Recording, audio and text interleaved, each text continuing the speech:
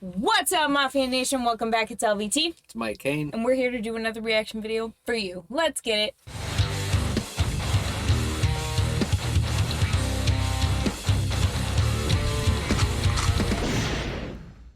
All right, Mike CAIN. Are you excited? I am. I'm excited. So this is going to be Mike CAIN's first journey on the Sabaton History channel. I'm very excited, and we decided to do a special little journey for Mike CAIN today. We're going to do Devil Dogs, the U.S. Marines Sabaton History number 23. So tell them why it's a special episode for you. It's special because I was in the Marine Corps. I did 4 years. I got out. I had enough, honestly. You're like, we done here. So it's gonna be cool. I've seen a little teeny bit of the description, so we'll see what they get into. So I'm looking forward to it. Yes, I'm very excited to take him down this rabbit hole of Sabaton history because it is a fun time. It makes history exciting. Yeah, I like things like that. I like when you put like a story and a song together. So yeah. I'm interested. So ready to check it out? Yes, but before we do that, make sure you subscribe. Bang on that notification bell. And like, comment, and share with your friends. Devil Dogs.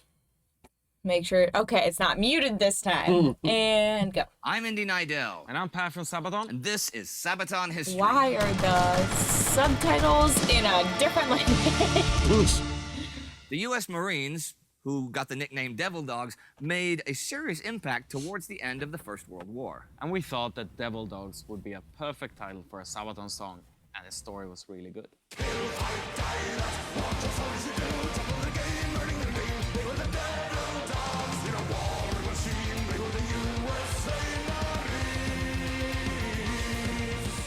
The U.S. Marines have been training for fighting the Great War in France since the U.S. declaration of war on Germany, April 6, 1917.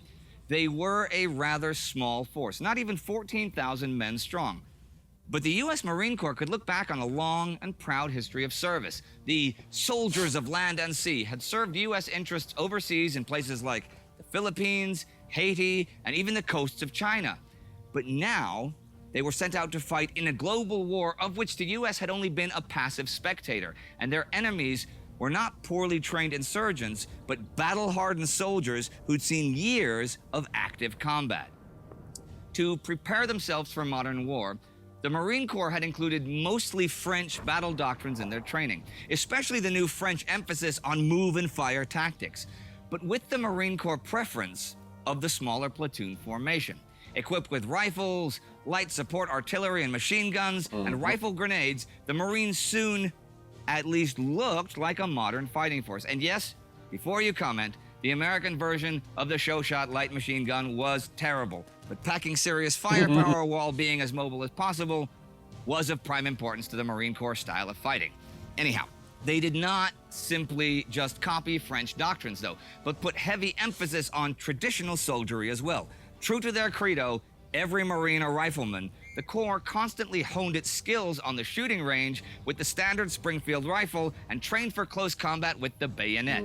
Two skills that, while not left behind in the Great War, took a backseat to others in terms of general 1918 combat, where the machine gun and the hand grenade were thought of as the tools of the infantryman.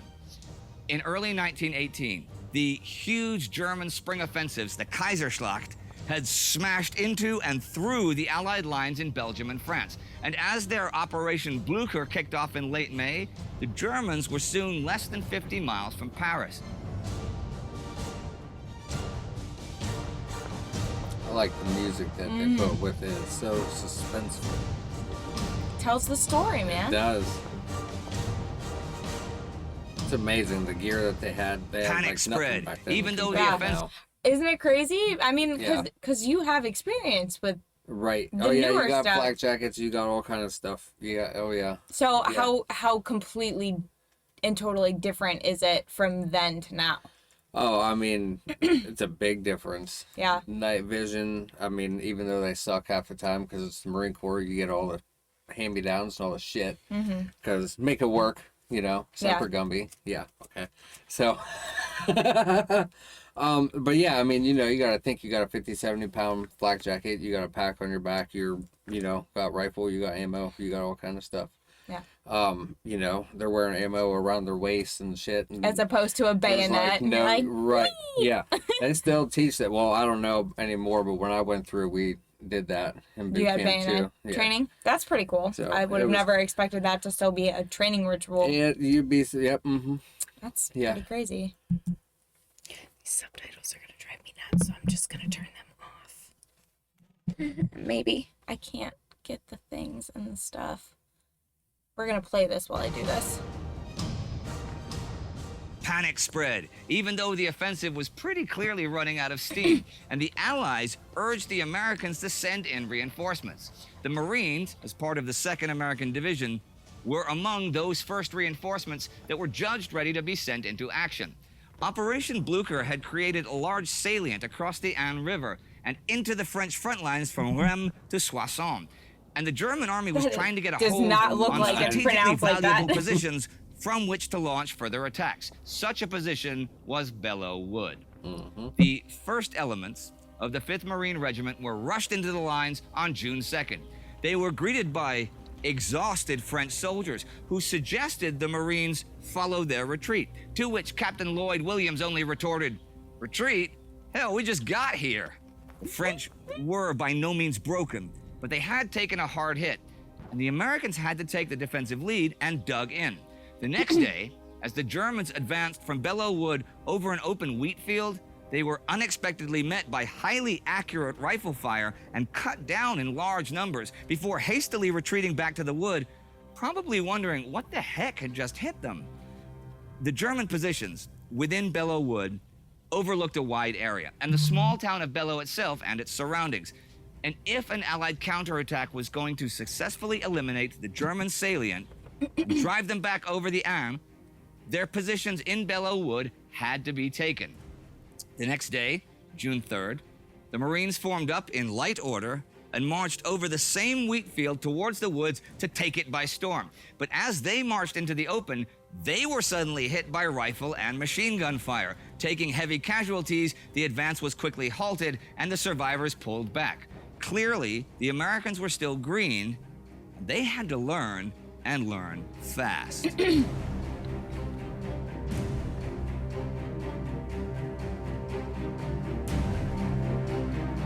Germans opposing them were veterans of the 4th Reserve Corps. Their commander was Major Joseph Bischoff, a career soldier who had fought in the German Africa mission and was himself an experienced bushfighter. Although his men were suffering from exhaustion and chronic shortages of ammunition, shells, and food, he was determined to put his experience to good use in the thick of the woods, carefully prepared his defenses. Thick undergrowth of bushes and large boulders were ideal hiding spots, and the steep ravines and hills slowed down every advance. So while it was really difficult to maintain an attacking formation, it also was to maintain a static line of defense. Belleau Wood was a place of small unit fighting. To break into Belleau Wood, the Marines had to take the high ground and the villages outside the woods first. While French artillery blasted Belleau Wood into an even more unmaneuverable maze, the men of the 5th Marines went into battle once again. On the 6th of June, they advanced towards the German positions on Hill 142, a major strongpoint that overlooked large parts of the woods. Again, they were met by entrenched machine guns and took heavy casualties in brutal fighting, especially after the German counterattack smashed into their advance. But the Marines prevailed. The hill was strewn with mutilated bodies from both sides, but it demonstrated that the Marines were not shaken by the effects of battle, which was good, because this was only a taste of what was yet to come.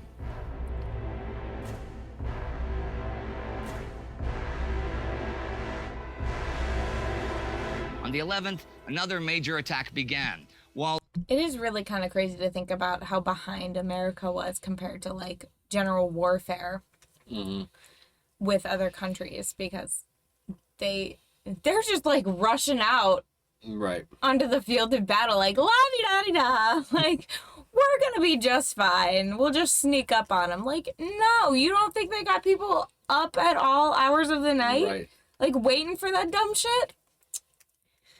It's crazy to think about. Like, ugh. On the 11th, another major attack began. While other Marine companies attacked from the north and south, the main force was again ordered to advance over the open wheat field. This time, though, they had the help of a heavy ground fog that shrouded the advancing Marines from the eyes of the German outposts until they were already on top of them. Bayonets first, the Marines stormed into the German trench lines, attacking at close range. In those woods, the men were cut off. The heavy fog made flare guns ineffective, and telephone lines were already cut by the shelling. Only cold steel and personal bravery would prevail. The Americans were victorious in rolling up the forward defenses, but the Germans were not done yet. Vanishing in the bushes, they retreated to new defenses. The initial rush had cost the Marines dearly, and during the night, they were suddenly hit by 7,000 mustard gas shells, saturating their surroundings with deadly toxins. Still, they were determined to push on, NCOs leading the small platoons. Machine gun nests were stormed by all-or-nothing bayonet charges. Grenades exploded among trees and rocks, sending deadly splinters flying through the chaos of battle, and snipers targeted them from the treetops. But still, the Marines kept up their momentum. In fact, their aggressiveness was their best asset in those thick woods. More than once, they pushed through the German lines, then rolled up their defenses from the rear. In the spirit of Dan Daly, who just days before had spurred on his fellow Marines with the words, "Come on, you sons of bitches, do you want to live forever?" The Marines surged forwards. Few prisoners were taken in these days of the war. All of the if American any. quotes are so funny. Retreat? Hell, we just got here. That's right. You sons of bitches. Like, what the? Surged forwards. Few prisoners were taken in these days of the war, if any. It was merciless you or me, close-range fighting, with no room for quarter. After days of combat, the Germans had lost significant chunks of ground and finally broke on the evening of the 24th. They fled to their last fortified positions near the edge of the woods. The Marines, though, had to stop as well. Despite their success, the casualties had been high, and thousands of Marines were either dead or wounded, among them Captain Williams, who had succumbed to gas and shrapnel wounds. It was now up to the heavy artillery to soften up the enemy first before the final attack could drive them from the wood.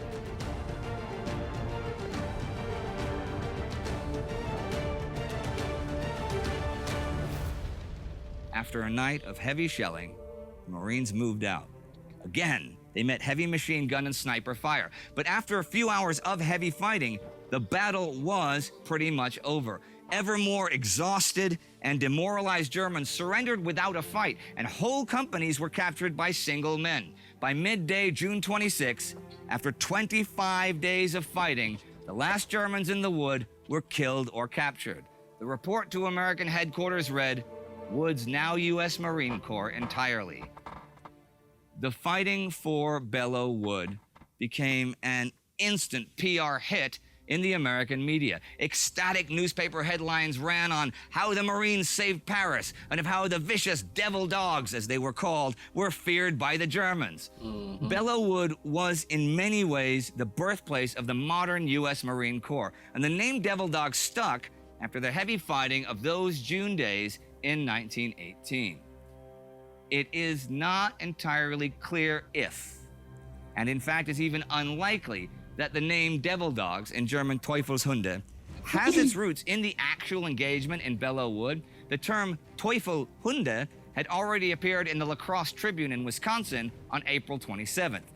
And other newspapers attributed the Devil Dog name to German pilots who apparently cursed the accuracy of American anti-aircraft batteries with that name. But whatever the case, the Marines had taken the fight to the enemy and were ready and willing to accept heavy casualties to achieve victory. So the fighting at Belleau Wood might as well have earned them the nickname Devil Dogs. The ferociousness of the attack was a real contributor that summer to the breakdown of the morale of the Germans, who had erroneously thought of the Americans as incompetent farmers and cowboys that did not know how to fight. They were very much mistaken. Well then, Right. incompetent farmers and cowboys don't know how to fight. Right. That is how the world Right. viewed us. Mm-hmm. Boy. Showed them. Mm-hmm. Still kicking ass today. My game's like, Hey, man, that's just what you do. yeah, well, That's how it is. you gotta be proud of your country, right? Right, right. I mean, it's a little fucking crazy right now. I mean, every country But, has you know. some, like, moments. But, Yeah, but that was a good one. That's good. yeah. There's still more. Oh, yeah, there's still some more history.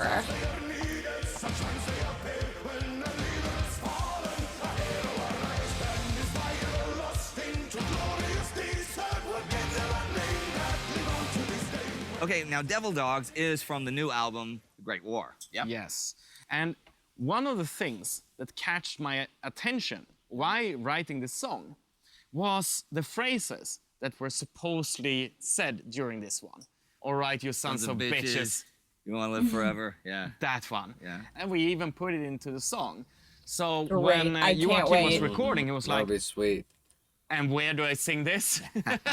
Like, there are no melody for this. Oh, yeah. And I was like, no, that's just a feeling that you do when in this part. And he's like, then I know. Wait, can we hear that little bit?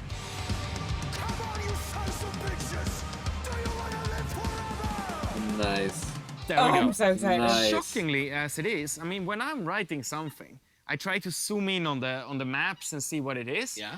And then I'm like, this forest is so small. Yeah. How could such a significant, brutal fighting happen around this little area here? Yeah, sure. And then I looked at maps from World War I, Yeah. and I realized that it was the same farms, Yeah. the same fields. A lot of places you think were big were not that big. I mean, the whole of Verdun, this monster about. You can walk it. You can walk it in an afternoon. I mean, it's the size of central Stockholm. That's not that big, you know, for 800,000 people to lose their lives. And Belleau Wood, the same. You I know. mean, you walk across it in a few minutes, you're not like- even half a day. Like, wait. Where's the rest of it? You can, I you feel, can watch it. see, and now I feel like we have to go look up this forest and see how big it actually Yeah. is, because now I'm curious. Right. I mean, because realistically, they're right. When you hear stories like this, you think in your head like these big, drawn out, like woodsy areas where you have plenty of space to hide Yeah. and retreat, and in Right. reality, it's like It's nothing. Right.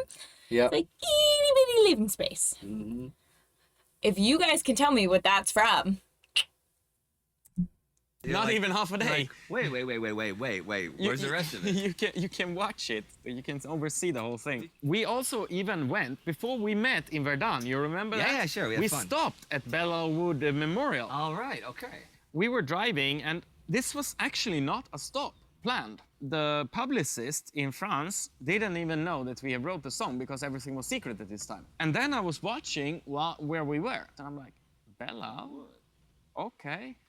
So I was telling the driver, we need to take a little bit of a detour. It's only gonna take us 20 minutes, and it's gonna be important for the rest of our lives. It means a lot when we actually get to a place wow. where you we sing about where it, we so, yeah, sing sure. about. So yeah. And now, whose idea was the idea of having a song about devil dogs for the album? Was that yours or Joachim's? Or? The song was written by me, and we thought about naming it in the original German title, like Teufelhunde. Teufelhunde. But Devil Dogs just sounds better. Do you know it? But there is a snack cake called Devil Dogs in the States. It's chocolate and it's got cream on the inside. I don't know if it came after or before the Marines and stuff, but they're good though. They are good. I have to try that. Really? Oh, you'll be I've touring never the heard of States. those. I mean, I've heard of devil cakes. Right. You get, But not bring us Devil back a box Dogs. of Devil Dogs. I will so bring we it can do back. like a review with the whole band. We can get Tommy and Chris and Hannes here, And we everybody all can eat the Devil Dogs. Well, since this is a song from the new album, can we hear another few seconds of that music?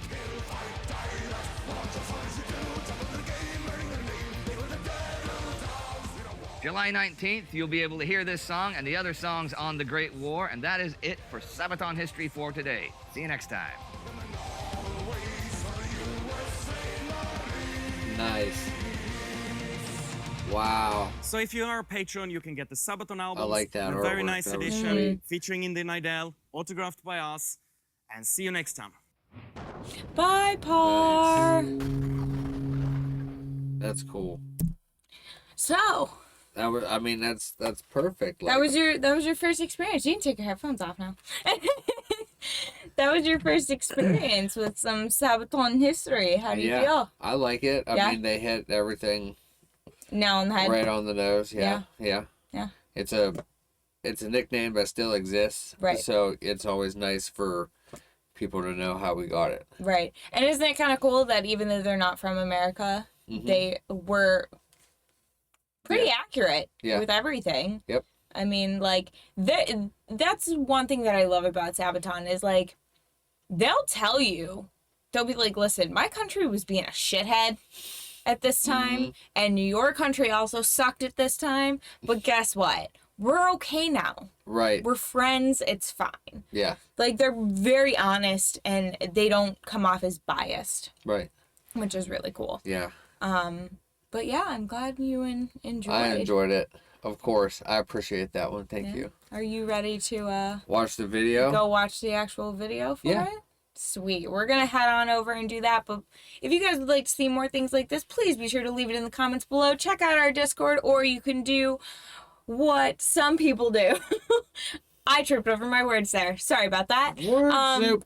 Our new merch, Word Soup, right here. You can get It's it. a nice little Right there. transition into our merch plug. That's right. But you can check out that donation link. That's the fastest way to get bumped to the top of the list. You already mentioned the merch. We got merch. We got, some Word Soup. We got some We got- looking at my balls.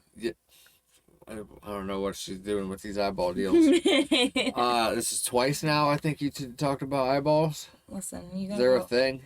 We'll talk about it off camera. All right, good deal. So, yeah, I mean, guys know. social media, you got the links floating around the bottom. You can hit us up. Other than that, until next time. Bye.